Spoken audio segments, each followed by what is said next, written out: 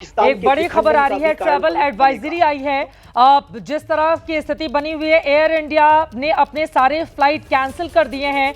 जम्मू, श्रीनगर, लेह, जोधपुर, अमृतसर, भुज, जामनगर, चंडीगढ़, राजकोट 12 बजे तक 7 मई ये दिन तक की बड़ी खबर इस वक्त सामने आ रही है। जैसे और जानकारी होगी वो दर्शकों को दे दिया जाएगा। तो जितने भी हमारे दर्शक हैं इस वक्त हमें एबीपी न्यूज पर सुन रहे हैं, उनकी जानकारी के लिए एयर इंडिया ने जम्मू, श्रीनगर, लेह, जोधपुर, अमृतसर, भुज, जामनगर, चंडीगढ़, राजकोट की ये जो तमाम फ्लाइट थी वो दोपहर 12 बजे तक के लिए आज के लिए उसको पेंडिंग किया गया है। आपको बताते चले कि आज सीसीएस की बैठक भी होगी 11 बजे। 10 बजे हमारी जो भारतीय सेना है उनकी ओर से प्रेस कॉन्फ्रेंस की जाएगी। कितने लोगों को मार गिरा है, अब जब खुद ही पाकिस्तान स्वीकार कर रहा है इस सवाल का जवाब संजीव जी, अब जब खुद ही कह रहा है कि 6 ठिकानों पर 24-25 मिसाइलें इन्होंने दागी हैं, तो फिर अब बताने की जरूरत नहीं है कि कितने आतंकवादियों को हिंदुस्तान ने मार गिराया है। जी जी बिल्कुल, ये एक इस बात को स्पष्ट रूप से दर्शाता है कि ये जो कार्रवाई है वो बेहद सफल रही है। हमारा जो ये काउंटर टेररिज्म ऑपरेशन रहा है पूरी तरह से सफल रहा है और सटीक तरीके से एडवर्सरी के जो टेरर कैंप्स थे, जो टेरर के ठिकाने थे, उसको हिट किया गया है। और इसका जो स्ट्रेटेजिक कम्युनिकेशन है वो भी भारत की सरकार की तरफ से बहुत ही क्लियर तरीके से किया गया है कि ये जो कार्रवाई थी आतंकवाद विरोधी कार्रवाई थी। और जैसा कि चित्रा जी मैं कह रहा था कि पाकिस्तान के लिए बुद्धिमत्तापूर्ण यही होगा कि वो किसी एस्केलेटरी लैडर की तरफ न बढ़े और भारत के इस इम्पेरेटिव को समझे कि किस तरीके की जो आतंकवाद के संदर्भ में भारत का अप्रोच है। और आज का ये जो नया भारत है वो जाहिर है कि एक जीरो टॉलरेंस के अप्रोच के साथ आतंकवाद को बर्दाश्त नहीं करता है। और ये जो कार्रवाई है भारत को करनी थी और भारत ने इसे बिना किसी मिलिट्री या सिविलियन टारगेट्स को टारगेट करते हुए एक आतंक के विरुद्ध और आतंक के ठिकानों पर एक कार्रवाई की है। ये पाकिस्तान को समझना होगा। लेकिन यदि पाकिस्तान ने कोई मिसकैलकुलेशन करने की कोशिश की तो जाहिर है कि ये भारत उसको किसी भी तरीके से रिस्पॉन्ड करने में समर्थ है। बिल्कुल, नीरज इस वक्त बड़ी खबर दे रहे हैं सर, ये बड़ी बात कह रहे हैं संजीव श्रीवास्तव जी। नीरज के पास खबर है, अब बताइए नीरज। अब तो मतलब देखिए, इसके पहले 2 बार हमने देखा है हिंदुस्तान के भीतर भी और पाकिस्तान के भीतर से भी आवाजें आती हुई, सबूत दे दो, कहां मारा, सबूत दे दो। और आज चीख कर खुद पाकिस्तान भी बोल रहा है और अब तो चीन भी बोलने लगा है। बिल्कुल भारत ने कार्रवाई की है। चीन का सरकारी भोपू है जिसको ग्लोबल टाइम्स कहा जाता है, जो भारत के खिलाफ नैरेटिव करता है, वो आज ये मान रहा है कि भारत ने एयर स्ट्राइक की है, यानी कि अटैक किया है। और उस पे जो है उसने बताया भी है कि कितनी जगह पर अटैक्स किया गया। तो अब चीन भी मान रहा है कि भारत ने अटैक किया है, पाकिस्तान पर किया है। चीन ने हालांकि इस बार जब अटैक हुआ तो उन्होंने कहा था पहलगाम हमले में कि हम आतंकवाद के खिलाफ लड़ने में साथ दे रहे हैं। तो पहली बार ऐसे चीन हुआ था कि चीन का जो देश है वो उसके जो एम्बेसडर हैं दिल्ली में, उन्होंने कहा था कि हम आतंकवाद के खिलाफ आपके साथ खड़े हुए हैं। हालांकि हमने देखा कि जब जैसे ही थोड़ा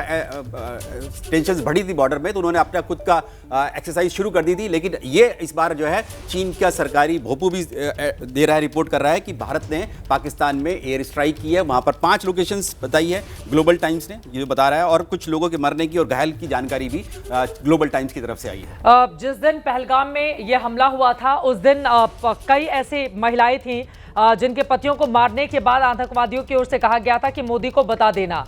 अब मोदी ये बता रहे हैं कि तुम लोगों का हश्र क्या होगा।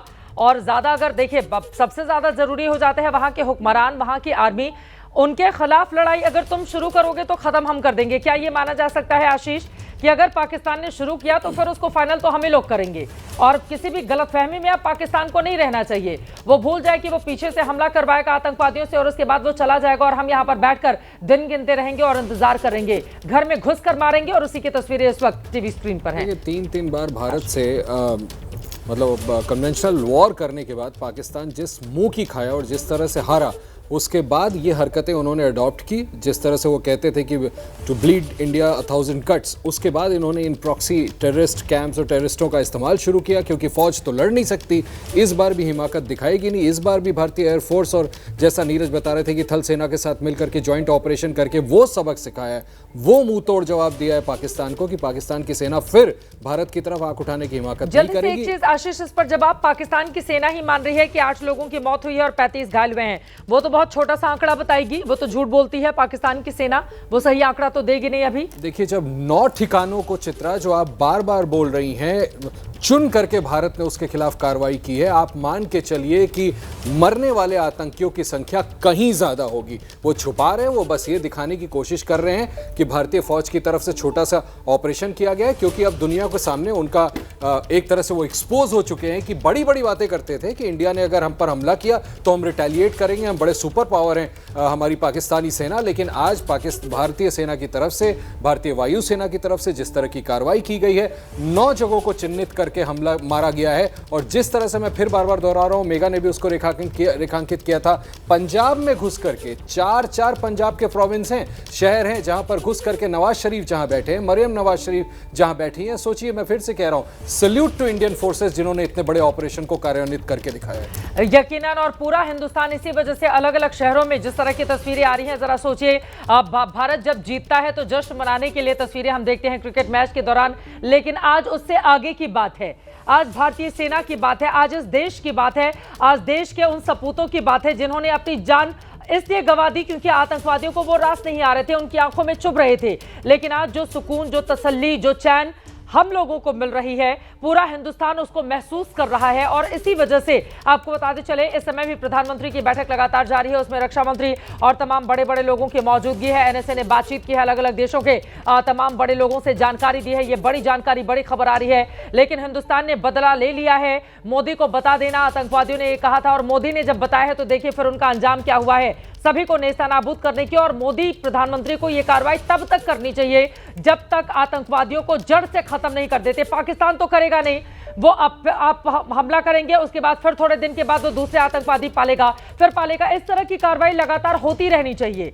और बार बार ये जो बातें, क्योंकि उन्होंने बताया होगा कि ये अगर मैं जानना चाहूंगा नीरज आपसे कि जब फोन पर रहने से बता रहे होंगे तो उन्होंने क्या ब्रीफ किया होगा जो दूसरे देशों के अपने समकक्षों से उन्होंने बातचीत की? जो चित्रा में जानकारी मिल पाई है, क्योंकि अब यूएस के एनएसए जो है उनके सेक्रेटरी ऑफ स्टेट है, क्योंकि 2 दिन पहले उन्होंने इस्तीफा दिया था, जो उनके विदेश मंत्री हैं मार्को रूबियो, उनसे बातचीत की खुद अजीत डोभाल ने, और उनको बताया कि हमने जो है जो टारगेट्स किए गए हैं, हमारे पास टेक्निकल इनपुट से हमारे सर्वेलेंस किया गया, हमारी तरफ से किया गया, और उन टेक्निकल इनपुट्स का इस्तेमाल करके ही हमने इन टारगेट्स को किया। उन्होंने बताया कि ये जो 9 जगह है, 9 टारगेट्स हमने किए हैं, यहाँ पर ये आतंकी कैंप थे, आतंकियों के हेडक्वार्टर से। खुद अमेरिका ने ही उनको वैश्विक आतंकवादी घोषित कर रखा है, जिसमें खुद हाफिज सईद है, जिसके मुरीद के हेडक्वार्टर पर अटैक किया गया चित्रा, लश्कर तैयबा का हेडक्वार्टर, और जैश ए मोहम्मद के मसूद अजहर को भी वैश्विक आतंकी घोषित कर रखा है, अमेरिका ने कर रखा है, उसकी जानकारी दी। हालांकि चीन की तरफ से यूएन में जो है अड़ंगे हमेशा लगाई गई कि मसूद अजहर को वैश्विक आतंकी ना घोषित किया जाए, लेकिन अमेरिका ने घोषित कर रखा है इन दोनों को ही। जैश ए मोहम्मद मिश्रा बहुत देर से शिवांक हमारे साथ न्यूज रूम से जुड़े हुए हैं। शिवांक ने खबर भी ब्रेक की थी और पीओके के अलग अलग अड्डों के बारे में एबीपी न्यूज के दर्शकों को जानकारी भी दी थी। और देखिए शिवांक, आज आपकी खबर पर मोहर लगती हुई किस तरह से एक एक करके चुन चुन कर आतंकवादियों के ठिकानों पर हमारी सेना ने वार किया, वज्रपात गिरा और उसके बाद नेस्तनाबूद हो गए वो। जी बिल्कुल चित्रा जी, देखिए लगातार पहले दिन से हम लोग दिखा रहे हैं कि किस तरह से बहावलपुर में जैश का हेडक्वार्टर है, किस तरह से लश्कर का हेडक्वार्टर है, किस तरह से पीओके में पूरा हिजबुल मुजाहिदीन का एक पूरा नेक्सस चल रहा था, कैंप चल रहा था, ट्रेनिंग कैंप चल रहे थे और लगातार प्रिसाइज इनपुट था, प्रिसाइज इंटेल था। हम लोग लगातार दिखा रहे थे कि किस तरह से लगातार सुरक्षा एजेंसियों ने सभी इनके जितने भी इनके हेडक्वार्टर्स हैं, जितने भी इनके ट्रेनिंग कैंप हैं, उसे लगातार चिन्हित कर लिया है। और लगातार हम लोग दिखा रहे हैं कि किस तरह से पहलगाम की ये जो पूरी साजिश थी, जैश, लश्कर, हिजबुल, ये सभी उसके अंदर मिले हुए थे। तो आज आखिरकार पहलगाम की वो जो एक घटना थी जिसमें आतंकी हमला किया था, इन तीनों आतंकी संगठनों ने मिलकर आज जाके उसका बदला भी ले लिया गया। और जिस तरह से जैश के हेडक्वार्टर में बैठकर पूरी प्लानिंग की गई थी, जिस तरह से लश्कर के हेडक्वार्टर में बैठकर मीटिंग की गई थी, जिस तरह से मुजफ्फराबाद में बैठकें हुई थी और लगातार आदेश दिए थे, ट्रेनिंग कैंप चले थे कोटली में, तो लगातार जिस तरह से भारत ने आज अटैक करा है, इन सभी ठिकानों पर जैश, लश्कर, हिजबुल, इन सभी के ठिकानों के ऊपर हमला किया है। और ये भी देखिए जानकारी मिल रही है कि जिस वक्त भारत ने बहावलपुर में अटैक करा था, उस वक्त जैश के बड़े बड़े कमांडर्स वहां पर मौजूद थे। अभी तक उनके नाम नहीं आए, लेकिन ये पुख्ता जानकारी है कि जैश के कई कमांडर्स बहावलपुर के इस हमले में मारे गए हैं। और उसके अलावा हिजबुल का, जिस तरह से हम लोगों ने तस्वीरें भी दिखाई थी कि किस तरह से हमले से पहले वहां पर 50 से ज्यादा आतंकी मौजूद थे जिनकी ट्रेनिंग पूरी हो चुकी थी, तो उनको भी मार गिराया है। तो देखिए सीधी इस वक्त हम लोग लगातार देख रहे हैं कि किस तरह से लश्कर, हिजबुल, जैश, इन सभी के हेडक्वार्टर्स पे, इन सभी के ट्रेनिंग कैंप को आज ध्वस्त कर दिया गया। जी चित्रा।